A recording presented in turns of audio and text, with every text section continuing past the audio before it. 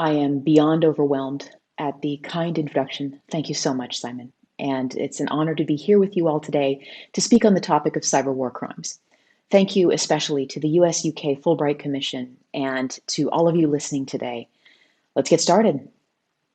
The kind and incredibly generous introduction aside, it takes some kind of strange people to end up having conversations about cyber warfare for a living and let's not say for fun. I have spent my time learning to do a range of both risky and interesting behaviors like poker, flying planes, learning how to ride a motorcycle in the middle of a pandemic. To be fair, I think all of us picked up a couple of strange hobbies over the last year or so. And yet, the nature of what keeps happening in the headlines keeps pulling us back again and again in front of our computers. We see on an everyday basis that there is the rumblings of something beginning to happen, something dangerous and different. And I think the UK has stepped out really in front of the curve when it comes to the nature of cyber warfare in explicitly declaring the nature of the National Cyber Force. I've had a conversation with some of the people involved in this process and in this project, and the United Kingdom is fortunate to have some of the most dedicated, brilliant, kind, let me repeat, brilliant cyber professionals that are known in the world. And it's an honor to get the chance to meet with them during this process. And as we see these headlines and we see the increasing nature of the threats that are building and bubbling on the internet and starting to merge into what we can't even really call it real life anymore. This is real life. This is where we're sitting. You're sitting right now watching me in front of a computer, probably, right? And that makes this experience as real for me and for you as it is for anyone trying to have a communication or have a conversation with anyone on the internet, and as real as anyone beginning to enter a power grid or a water supply station or a hospital. The way we think about these headlines, the way we think about the kinds of cyber attacks that we know are beginning, have been carried out, are ongoing now, they don't have a framework. They don't have a way that we think about them in terms of other things for severity. We can't place them in the world on a lot of levels because it's still so hard to think of so much of this as real, right? The reason I'm in the United Kingdom right now and here at the incredibly kind invitation of the US UK Fulbright Commission is to explore what happened during WannaCry in 2017 here at the National Health Service.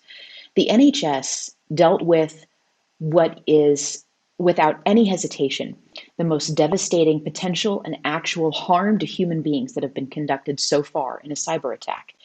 And the fact that it's a nation state cyber attack makes it an act of war. We're going to go through more of what that means over the course of this conversation.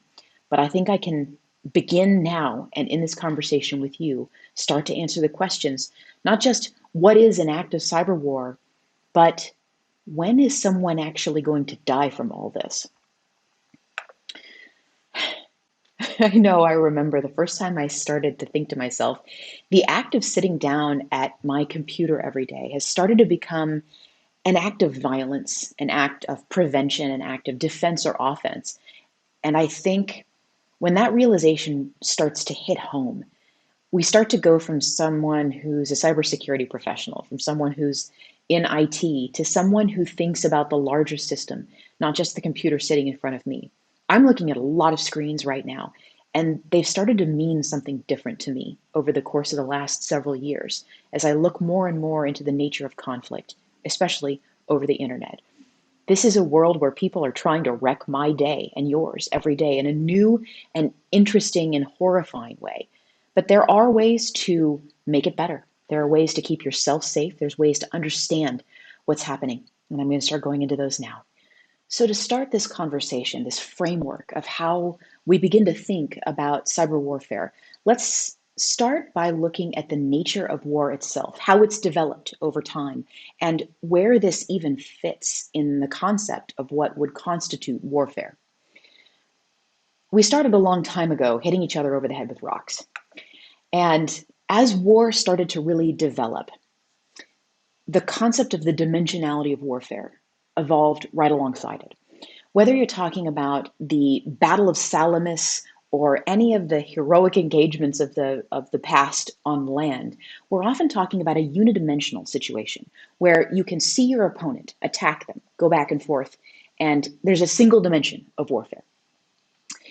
If we want to add that second dimension of warfare and ask ourselves, what would it be like, not just to fight along a straight line, but to fight on a plane, we might move from the Battle of Salamis to something a little bit more like the Battle of Actium or Trafalgar. We might move to the water.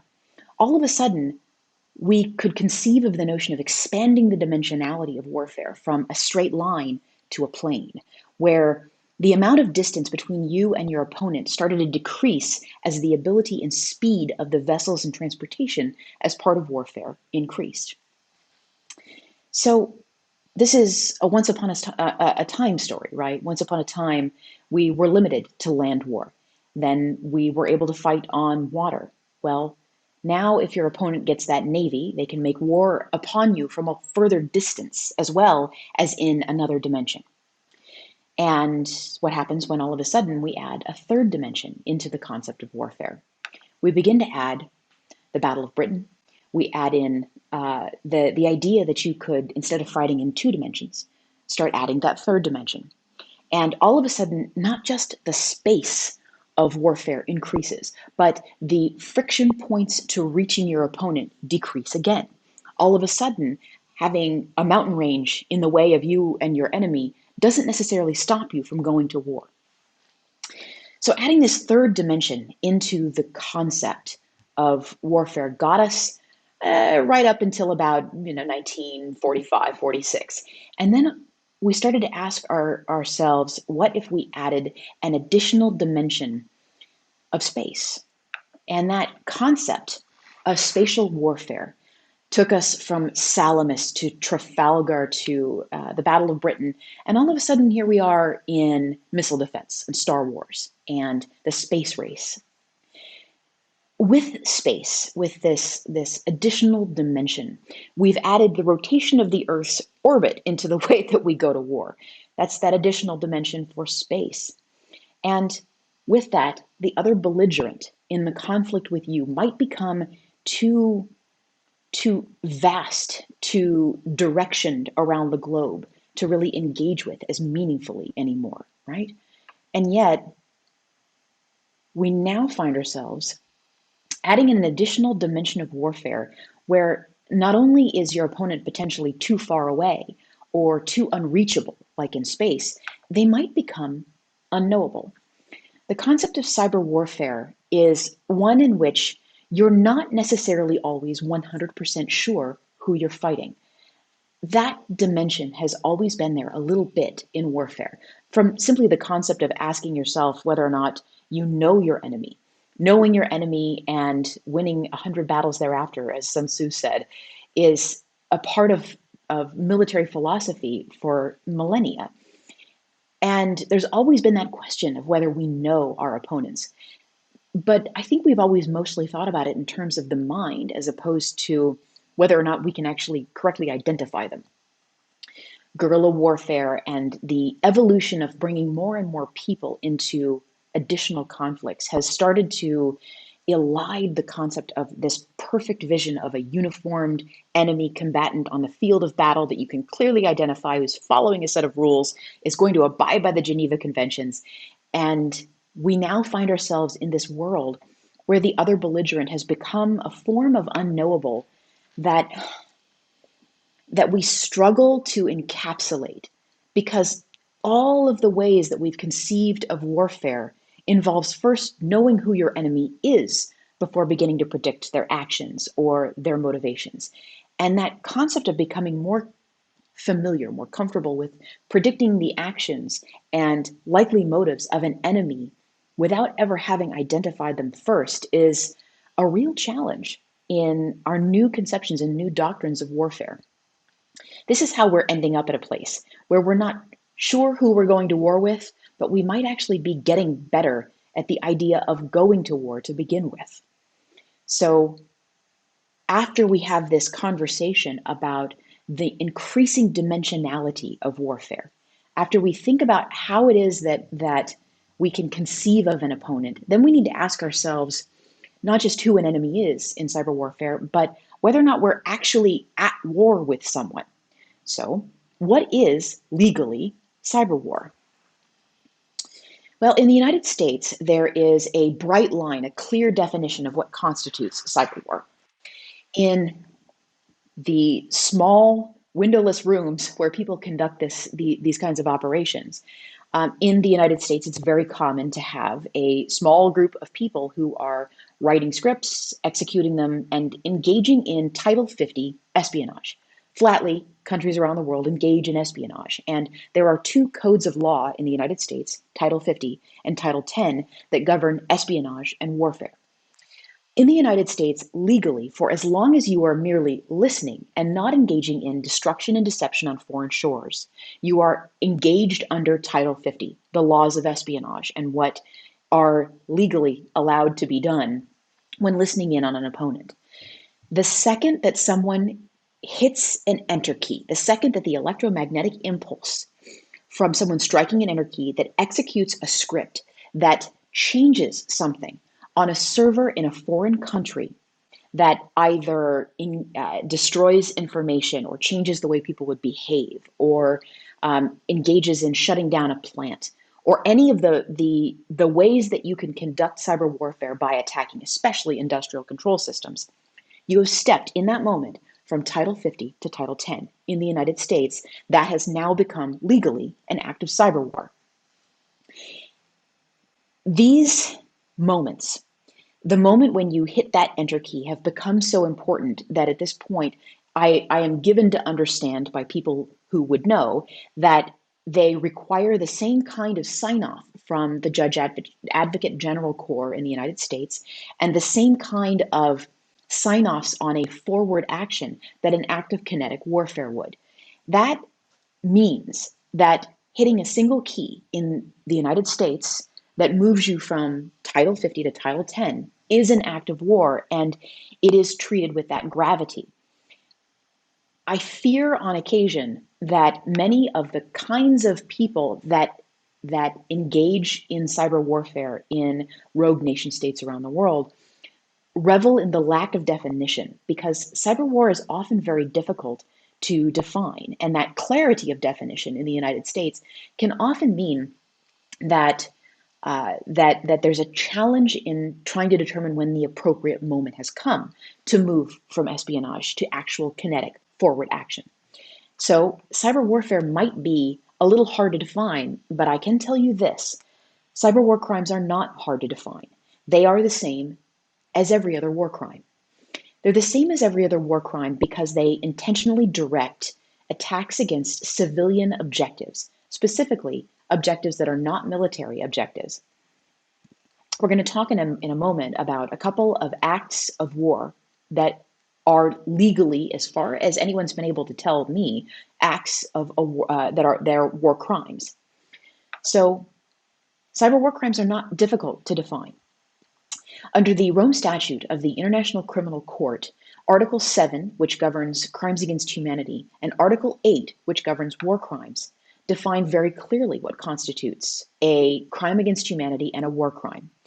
And conducting inhumane acts of character intentionally causing great suffering or injury to body or mental or physical health is a crime against humanity.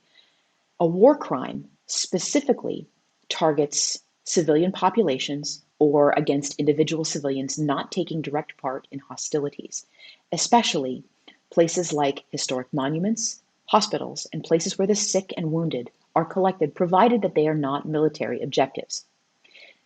This matters, and it matters because the United Kingdom has been the victim of a cyber war crime. WannaCry in 2017 was unhesitatingly a war crime committed by North Korean military hackers. And just because it was a sloppily conducted war crime, we'll talk more about my personal technical offense and how sloppy it was, doesn't mean that it wasn't intentionally directed against civilian objectives and spilled over into harming hospitals. So we know that war crimes exist, and we already have the framework in place that specifically defines why it is that something that is done by a nation state, an attack, a kinetic attack directed against a hospital, is a war crime. And yet it's so difficult to get that agreement. Why is it difficult to get that agreement? Why is it difficult to do anything under NATO's Article 5? It's difficult because Article 5 requires unanimity. And flatly, unanimity is a difficult thing to come by in our current, we're not going to say quite post Westphalian order, right? And as a result, we find ourselves in a world where we might just begin to ask ourselves, can't we just take all this stuff offline? Can't we stop making ourselves targets? Can't we move from a world where we don't understand what's happening to one where we do? Well, let's talk about that next.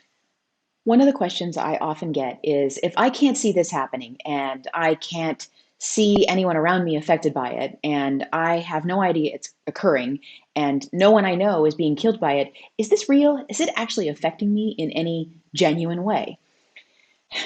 I think what we have started to realize over the last more than a year now is that the actions of other people impact us far, far more than we really had processed as a world, as a global community. And the question of whether or not cyber warfare impacts individual people, it used to be a complex one. It used to be one where you had to answer it with statistics and probabilities.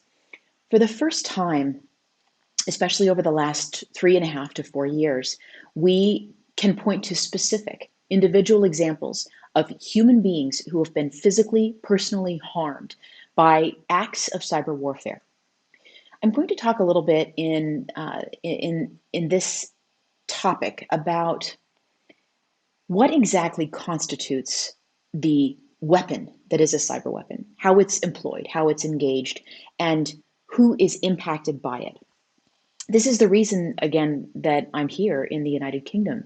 It has to do with the fact that WannaCry in 2017, the interviews that I'm conducting here, the conversations I'm having with people, are telling me now that there is a deep and hidden wound from the beginnings of this form of warfare that has not yet it's not been something that we've processed as a globe, as people in the United States, as people in the UK. We haven't processed what it is yet.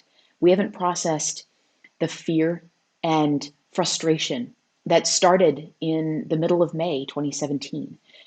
In 2017, when WannaCry, the ransomware attack that originated from North Korea, hit servers around the world, any server that had been, any computer that had been unpatched and was running Windows 7 was potentially vulnerable to this particular form of really awful ransomware. It shut down machines, it shut down hospital equipment, it harmed accounting firms, legal firms, stopped logistics from operating. WannaCry was a devastating attack. And if you don't really know yet how it impacted you, then we're still talking about statistics. But I can tell you that the NHS knows and remembers, and the IT personnel that I've spoken to at the NHS who remember that day, they remember it like someone in the United States would remember where they were when Kennedy got shot, or when they first heard on September 11th about the World Trade Center coming down. People in IT who did incident response that day remember where they were when they got the call in that same kind of way. It's starting to spill over into the kind of trauma that you see people processing after dealing with years of conflict zones. But what actually is the concept of a cyber weapon? How does it work? What are these things? What are they doing? When I say a ransomware attack, what do I mean by that? So a ransomware attack tries to get onto your computer and find a bunch of files and encrypt them, and then ask you to pay to have your files decrypted. Interestingly, you never actually have your files, usually in previous forms of this particular kind of attack, you usually didn't have your files stolen from you. Instead, you were denied the use of them. So what would happen is a worm would get onto your computer, and we call it a worm when it's able to travel through computer systems and jump from system to system, as opposed to a virus, which can be carried by a worm. But a worm is more a form of transport, is how we kind of think about it in information security. So when this kind of attack happens, you are denied the use of your files on your computer.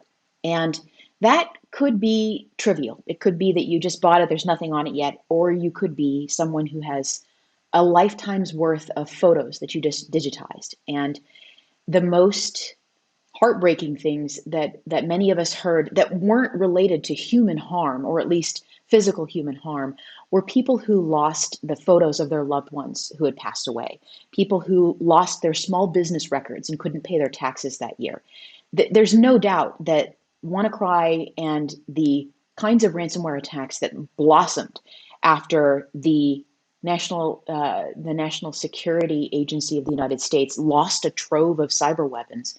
There's no doubt that the human impact was real and devastating. And once you see that happen, it's not something that really goes away from you. And so it started to impact people in the real world. And so that's the beginnings of what these weapons do. But what does one actually look like? How do you hurt someone with a computer? So the first thing that you have to do is recognize that all of these things have to do with how computers work. They ask a question, and if it's answered one way, they do one thing, and if it's answered another way, they do another thing. The computers are simple. They're simple, but they'll follow instructions perfectly. So when I talk about the two main cyber attacks that we kind of use now as examples of ways that people have gotten hurt, we talk about WannaCry, and shortly thereafter, NotPetya. NotPetya was a Russian attack that was designed to attack Ukrainian accounting software in order to damage the logistics and penetrate the networks of the Ukrainian government. And you can read accounts of what this worm did by far smarter people than me. Both of these things were styled, both WannaCry and NotPetya were styled as ransomware attacks. The truth is that NotPetya looked that way, but was a vicious and perfectly precise cyber weapon that then spilled over into shutting down 40% of the world's shipping in a matter of just a few weeks. Maersk, the global shipping conglomerate, lost billions of dollars.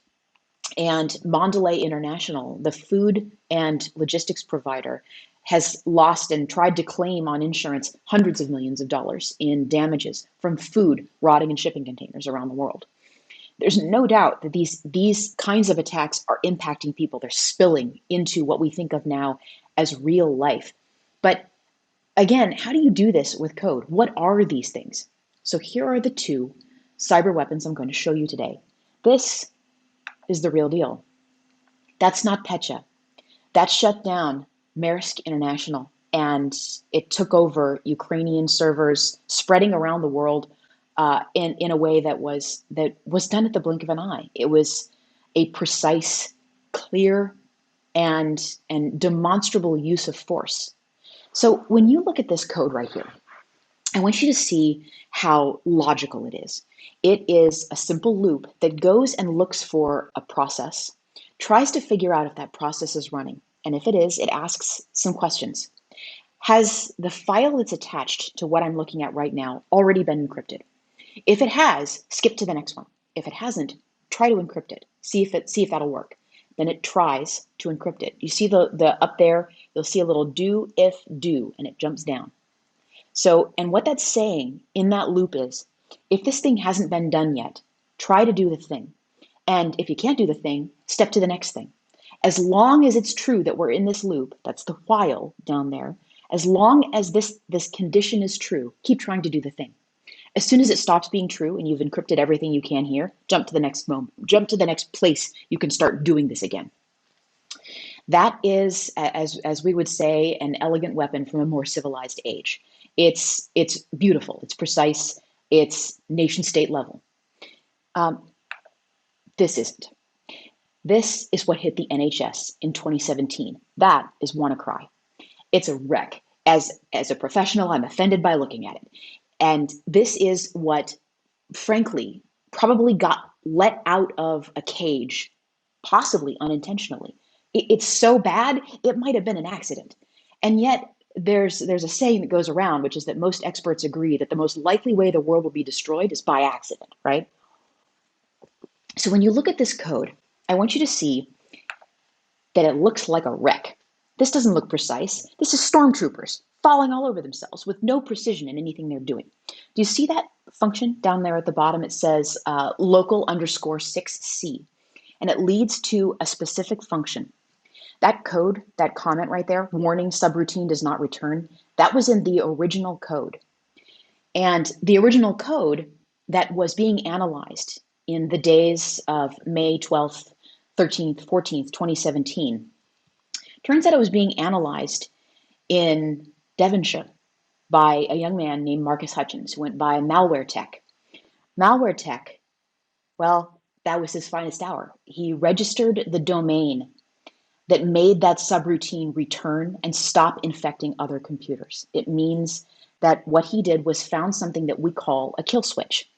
It's common for people to embed domain names in bad code. When I say bad code, it's not just bad code, but malware as well, to try to control it. It makes it so that if you need to, you can reach out as the original author of that code, flip a switch, and stop it from operating anymore. It stops, it's the ticking button, the ticking timer that you see in movies on a bomb that's counting down, and you find out where to clip the wire that presumably only the person who built it knows where is located. Well, it was like it was hanging out there with a tag that said, "Cut me to stop this." And Marcus found it. Hit that kill switch, and there's your finest hour. A young British man saved the world that day, and he stopped hospitals in the United Kingdom from shutting down. It was an extraordinary act, and it's probably the clearest act of cyber heroism we're going to see anytime soon. And it's a pleasure to know him, and this is on him. He found a way quickly to go through bad code and save you. This right here is mustard gas. It was indiscriminately released on a civilian population. The consequences are still there. And we're going to talk more about how WannaCry has a long tail. It's still out there. All right. This kill switch is still operational. It's still stopping computers around the world from continuing to encrypt files that could be touching the original servers, the original ransomware that was created, that is called WannaCry. So we start to ask ourselves the question, if this is what's happening, if the world is complicated, if you can do this with code, if you could shut down shipping and harm hospitals, what on earth can we do about it? I'm going to start to answer that question in just a second. It doesn't matter who you are. There is always something that you can do about this to protect yourself, to learn more, no matter what your skill set is or where you find yourself. I don't care if you're a school teacher, a lawyer, the most brilliant hacker in the world, whether you're a politician or somebody who just likes sailing boats around the world. It doesn't matter who you are. There is still something that you can do about not only understanding, but beginning to start to prevent these kinds of actions of violence against a civilian population. So one of the things that we know about security is that no matter what, it is never, ever going to be perfect. We are never going to find a world where there's no security gaps. It's just never going to be perfect, no matter what. And yet, one of the things we also know is that, although I've just told you that story about WannaCry and how devastating it was, locking up NHS hospitals, the kinds of cyber attacks that stop global transportation, food supplies from making it to where they need to be, prescription medication from making it to the right locations. We also know that though the patch has been released for WannaCry, for the underlying flaw that made WannaCry possible, we also know that of the companies that were vulnerable to WannaCry in 2017, 26% of them still are. That means more than a quarter of the companies that found out about WannaCry and still have those same exact machines, still haven't updated them. Why might they not have done that? Why might they not have updated those machines? For many people, they don't understand that the nature of updating a computer is something that needs to be constant in the background, automatic and always turned on. For others, they've deliberately chosen not to update their computers, specifically because they may be running things like critical infrastructure, which by itself is a terrifying conversation to have. If you are so dependent on a particular computer running for years at a time, you can't restart it, you can't change the software that's on it because it's running something as critical as water or power supply or an educational district. And the reason you can't restart it, a computer running Windows 7, is because you're so reliant on it for provision of services that you can't afford the time to repair it, is why we end up with these kinds of cyber attacks. I definitely encourage anybody who has the ear of the folks in IT to take a look at whether or not you're still running Windows 7. You can fix an extraordinary amount of the world simply by patching for this one vulnerability. We also know, no matter what, that everybody has constant, ongoing incidents and vulnerabilities. There is no company, there's no organization, no government, no person who is 100% security flaw free. I'm not a great hacker. I'm a damn fine mediocre hacker. And I'm pretty good at making sure my own computers and situation is as secure as it can be. And yet I get hacked too. I don't just have my data stolen in the same kinds of attacks that you do, Equifax, or the kinds of breaches that governments let happen. For instance, the OPM hack in 2014 in the United States, or other data breaches that can become devastating, loss of email or address books like the Yahoo hack in the early 2000s. I'm pretty good at that. And I get hacked. There's no shame in it, right? There's no shame in the fact that people who are smart and targeting one person in particular, or even just statistically trying to grab the maximum number of victims they can find and harm you. We haven't stopped those impulses in humanity yet. And that is why, no matter what, there will always be ongoing security problems, flaws, and a reason to keep upgrading and patching. But that doesn't mean that we stop trying. It doesn't mean that we stop trying to make the world better. It just means we acknowledge our limitations and then start working within them to improve the situation we find ourselves in. And that 25 or 26% statistic right there, we could do better, folks. We could do a lot better on that one. These are still people running critical infrastructure that need to patch and improve and upgrade. So when we ask ourselves the question, what can we do about it, especially if we are IT professionals, if we're people who speak to IT pros, I can tell you this right now. The single best defense against ransomware is impeccable, planned and scheduled backups, off-site backups, because it turns out that when people have an incident, a ransomware incident, most of the time, the reason that data is so valuable is because there's no backup for it. Anyone who has a full, complete nightly backup of all of their data who experiences a ransomware attack gets to thumb their nose at whoever engaged in this attack against them. Of course, people who have constant, ongoing nightly backups and updates also usually have their patches rolling as well too. But this is a thing that you can do as an IT pro or as people who want to learn more about what IT pros do. You don't want data backup. You want restore. You want that ability to hit a button and restore your systems to a point in time. Plan for it or ask the people who can do it to plan for it. Think about the way that your organizations, your governments, your companies retain and secure their data. We have to think about the fact that data retention is something that it becomes a liability over time as well as a product of a lot of companies.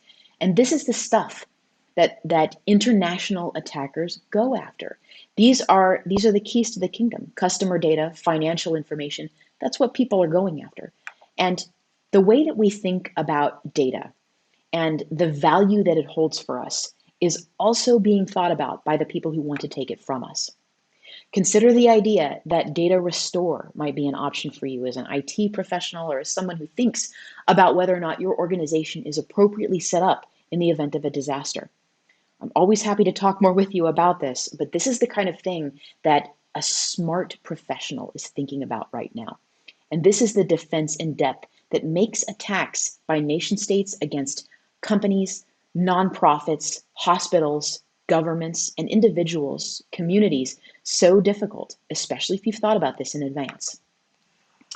What can you do about it as a policymaker, as someone who thinks about these problems on an everyday basis to try to keep other people safe? You don't, as I have a great friend and mentor who once said to me as I was busy rebuilding my computer for the sixth time that month, trying to get a driver to work. I was fascinated by this one thing and irritated by it. And he said, "You're running a company now. You don't have time to do everyone else's job. Do your job and let other people do theirs." So, this is the question I have for you as someone who needs to talk to people about how to do their job. Think about how you store your data. Think about what you're doing to protect yourself individually against these kinds of ransomware attacks. NHS hospitals, US hospitals, shipping conglomerates, banking, legal firms, governments everywhere have to start having these conversations about data retention, data architecture, and data security. And remember that sometimes the best choice in security to purge or to purge or delete or be able to audit and keep that data might be in direct conflict with things that we treasure, like privacy or the right to move freely without surveillance. These are tough choices, and no one's pretending they're not. Don't give up on it as you're thinking about it. We went straight from these giant concepts, these global attacks, the big concepts of the Battle of Salamis and the idea of missile defense and global cyber warfare to what you personally do in terms of data structure and choices. But that's because this is a war coming to a laptop near you. This isn't something that you can avoid as a subject or a topic any longer. And talking about how international conflict impacts you and your family and your government and your organization and your company is something that we're all going to have to start doing. Thinking about how you'll balance choices between being able to verify something or audit something versus protecting individual privacy and the rights of the user is, well, that's frankly the question we've all been asking ourselves in Silicon Valley, in the United States, in technology, in the global information security community for decades now. None of these are easy choices. Maybe use a little bit of a thought experiment. The next time you go to the doctor, ask your doctor, what happens to my data if I tell you I want it or I want you to delete it? And figure out, just ask yourself and then ask them, do you even know? Just remember that the things people are stealing, the things nation states are removing from you or taking from you, or denying your right to access is personal data as well as international or strategic data. No matter what, all data is going to eventually become either deprecated or deleted away, or it will become fully public and in the hands of a foreign power. Nothing stays secret forever. It either loses its value or it becomes a part of the historic record. So, which one do you want the data that you're protecting to be? These are the questions that are being asked by people at the Pentagon, at GCHQ. These are the kinds of questions everyone is starting to ask themselves because these kinds of conflicts, well, they're local now, or so global as to be indistinguishable from something that you see every day on the street. So, what don't you know about the way the world is going to start working, not just today, but tomorrow? So, we've talked about what constitutes this kind of warfare. We've talked about what makes up these cyber weapons, how they're being deployed, how they're being used, and just some of the questions you can ask yourself about how you keep yourself safe. There's no one perfect solution that applies to everyone, but you can use some of the questions I just gave you to ask not only yourself, but the people around you how to keep yourself safe and how to make smart choices to reduce your own attack surface in the event of the kinds of attacks that we're seeing increasingly dedicated towards people, companies, organizations. There's no border anymore for cyber warfare to be directed at, nothing that stops someone from targeting you directly. And so these are some of the ways that you can ask these important questions, no matter who you are, some of the ways you can frame these questions. So we know what's happening today, but what's about to happen tomorrow? Well, we have now gotten to a point where we have seen the very first AI-powered cyber attack. This was done in India at a bank where the usage of natural language processing, a phishing attack that was automated by use of a data breach and the information that was found within it, was massively successful. And we're already seeing the automation of these kinds of attacks in actual practice.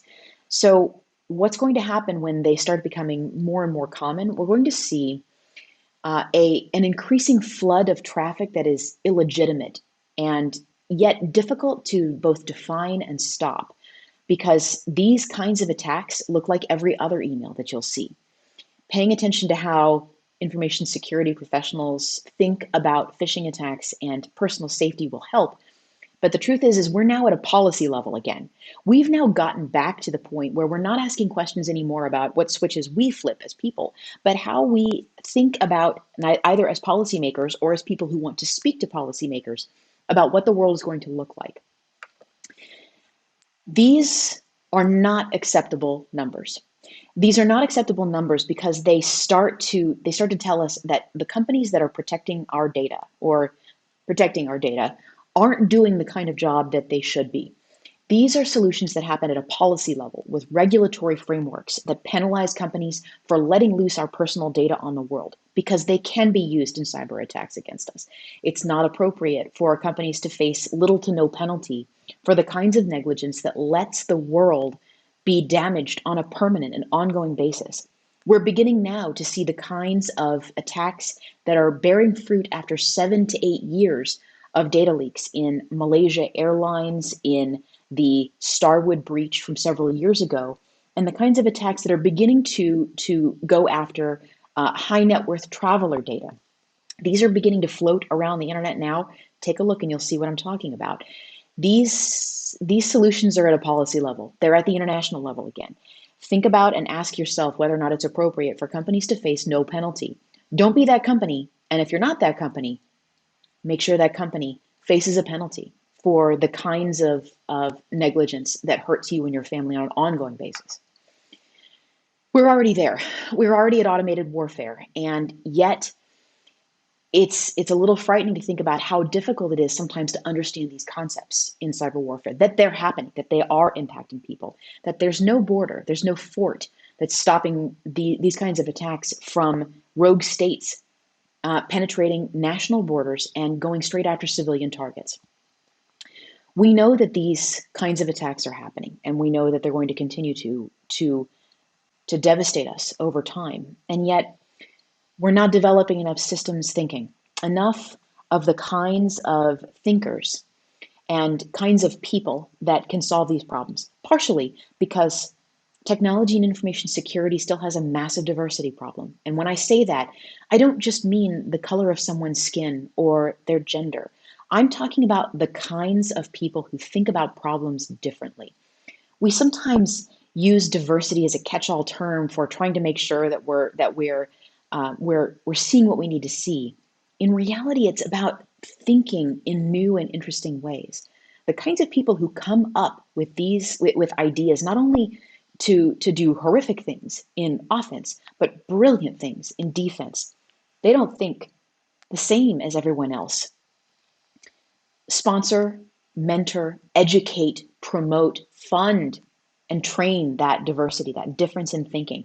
And we're going to start to see a way to combat this kind of automated warfare. We're going to see a way to begin to combat the kinds of attacks that go after civilians. Find a way to think differently and be open to listening to people who are involved in the world and thinking about cyber warfare in different ways than you're thinking about it. We know this isn't going to get, it's not going to end, right? This is not a situation that's going to stop. 100% of companies have ongoing incidents. 0% of security is ever perfect or is ever going to be, and this isn't going to end. This isn't new in the way many people think about it. It's just the continuing story of conflict, fraud at the international level, of harm against civilians and protection and militaries. These are stories that go back to Herodotus and Thucydides. They're not stories that are new in any way other than the fact that we're using a computer to conduct warfare. And so just remember that just as the story of humankind contains these stories of war and pain and fear, so also they do contain the stories of people who came up with ways to save the world, a kill switch, penicillin. The way that we save the world is by that same kind of new thinking that also helps us come up with the defenses against the kinds of attacks that are harming civilians. This is why I'm sitting here today, why I want to say that I enjoyed talking with you today. The truth is, this is such a somber subject that I don't know if that's the right word. I'll tell you that I feel privileged to sit here today and speak with you about it and share ideas. I look forward, hopefully, to being able to speak with you as well one day. And I'm going to give you my contact information in just a moment because it's a big topic, but you're probably watching this alone. You're not alone. We're out here, we're thinking about ways to solve these problems, and I want to hear from you. I want to know how I can refine my thinking and how we can make this world a better place. I look forward to speaking with you. I am, again, so profoundly honored and grateful that the US UK Fulbright Commission asked me to be here, that Gresham College saw fit to introduce me so kindly and provide this platform. I'm gratified and humbled, and we'll all keep thinking as hard as we can about this problem. And just as I know you're not alone, I know I'm not alone. We're working together. We're trying to make it better. It'll happen. We can do it. It was a genuine pleasure. Have a wonderful day. Thank you.